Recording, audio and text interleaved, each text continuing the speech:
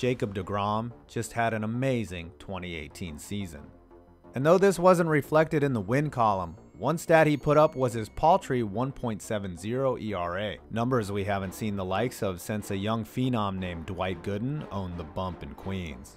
In 1985, Doc, as he was known, went 24-4 and had an ERA of 1.53, the lowest in the modern era since Bob Gibson at 1.12.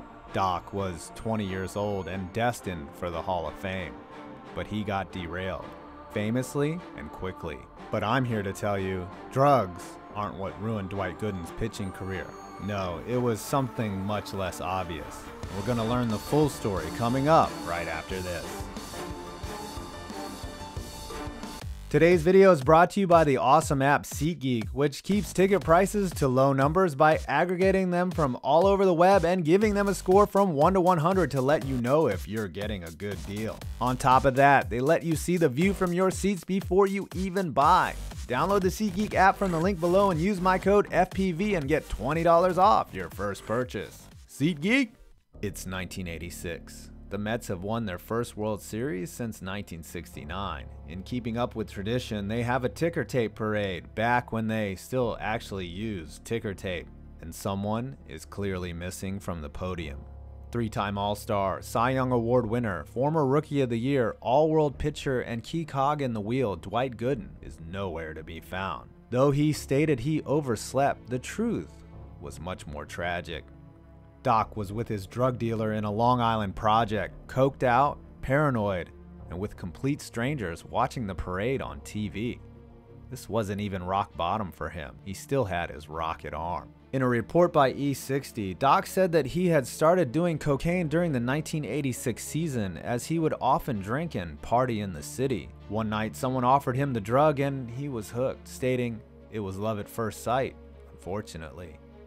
Headed into the 1987 season and what was supposed to be the beginning of the Mets dynasty, Doc would not start the year on the roster, and it wasn't from arm trouble. Gooden was arrested for the first time on December 13, 1986 in Tampa, Florida, after a fight with police. The rumors of his drug use began to swirl until they were confirmed with a positive cocaine test before the season. Gooden voluntarily checked himself into rehab to avoid a suspension, but in 2/3 of the year he won 15 games and had an ERA of 3.21 as the Mets narrowly missed the playoffs and his low production was chalked up to rust. But something was off. The following year the Mets were back on track, with David Cone having a ridiculous season and taking the pressure off Doc. The Mets went pretty much wire to wire and faced a Dodger team they were expecting to steamroll. In 1988, Gooden went 18-9, had an ERA of 3.19, but only 175 Ks. Leading 2-1 in the NLCS with Gooden pitching a gem in Game 4, the Mets were on their way to their second World Series in 3 years and everything would be back to normal.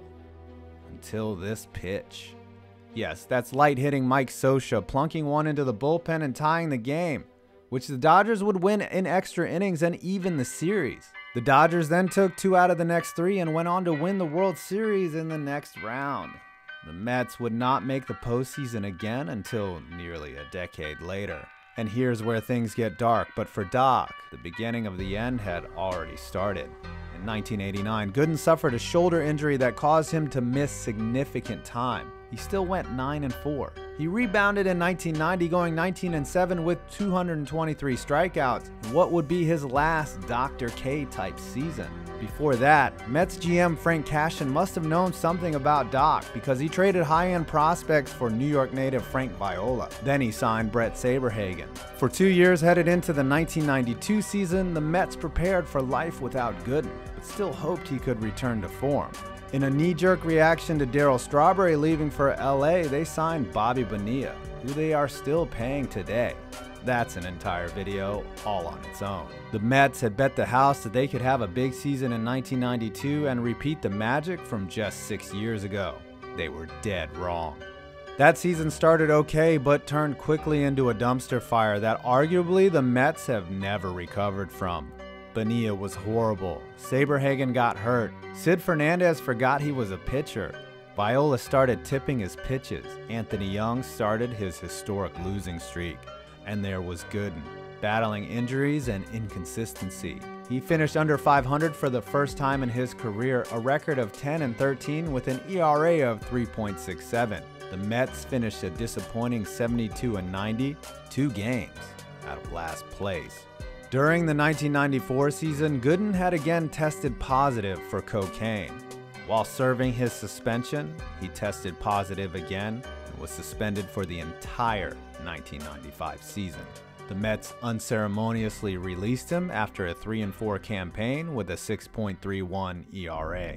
While serving his suspension, Gooden's wife found him in his bedroom with a loaded gun pointed at his head. This was officially rock bottom.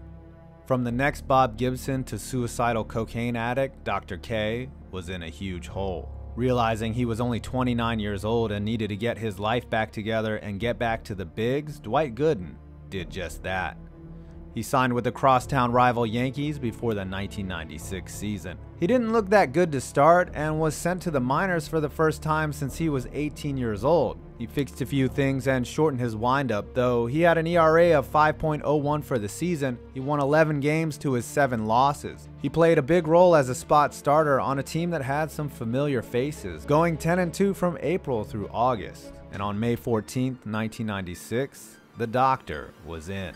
Pitching against the Seattle Mariners, Dwight Gooden threw 9 scoreless, no-hit innings in tossing the Yankees' first no-hitter since Don Larson's perfect game in 1956. Even in this game, though, the true culprit whom he battled his whole career was lurking in the shadows. The moment was magical, but it was clear that Doc was nearing the end of his journey. He was left off the postseason roster as shoulder fatigue had set in. However, the Yankees won the World Series and Doc got his second ring. From that season on, Gooden struggled with keeping his arm healthy and bounced around teams until 2000 when he found himself back with the Yankees and was effective as a 36-year-old reliever. The Yankees would end up beating his old team, the Mets, in the World Series, and Doc got his 3rd ring. After being cut by the Yankees in spring training, he retired in 2001 with a career record of 194 and 112, a 3.51 ERA, 2,293 career strikeouts, and over 2,800 innings pitched. And that last number is quite telling. And what really ruined him. It was overuse that killed Dwight Gooden's career, not cocaine. Look at his first 3 years in the bigs. As a 19-year-old, he threw 218 innings. In 1985, his best season, 276 innings. 16 complete games, 268 Ks, and strikeouts, though sexy, are inefficient ways to get people out, especially with a huge sweeping curveball. He pitched inning after inning of arm-torquing, high-velocity throws. His inning counts were well above the league average. Jake DeGrom only pitched 217 innings this year, the second time he has topped 200 in his career. Gooden's arm was being abused.